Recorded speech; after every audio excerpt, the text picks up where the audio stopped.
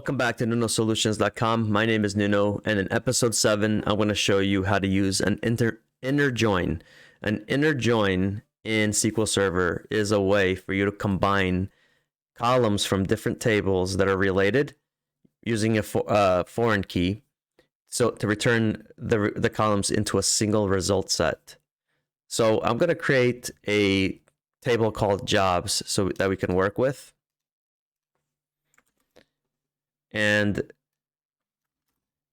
I'm also going to add a foreign key. So the way that the jobs is going to relate to employees, and so an employee is going to be able to have one or many jobs.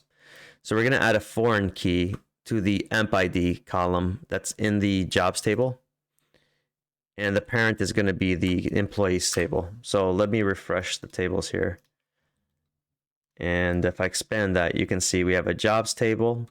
And we have an emp ID column in it. That's a foreign key to the employees table. Okay, so let's add a few records into this table so that we can work with. And I just want real quick, the first job that I'm adding, I'm assigning to employee ID 1. And then the other two jobs, I'm not assigning an employee. I'm just setting them to null.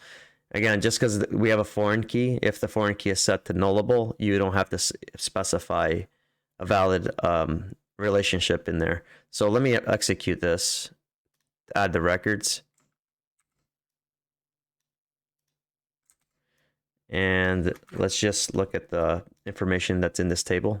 All right, so we have 3 jobs, and only one of them has an employee ID associated with it. So if we wanted to pull jobs that have an employee associated with it, the way you would do that is you'd select star from jobs, alias this table as J, so I can reference it that way. And then I would do an inner join to employees. Now reference this as E. And I'm going to join these tables on employee ID. So we're going to say j.employee ID equals e.employee ID, right? And now if I just run this query the way it is exactly like this, you will only return one record because inner joins only return records where the join is matched. So the records that are in the job records that have a null emp ID are not going to be returned in this result set because there is no such thing as in the employees table. There is no employee ID with null. Also, null is a non-value, so when you're comparing null to null, they're never going to be equal. But in this case, there is no employee record that has an emp ID of null, and so the records returned are only going to be the ones that are matched. So this is how. And the other thing is, with an inner join, you don't actually have to type the word inner. If you just type join like this, it's the same thing as typing inner join. So, but for demonstration purposes, I'll include it here.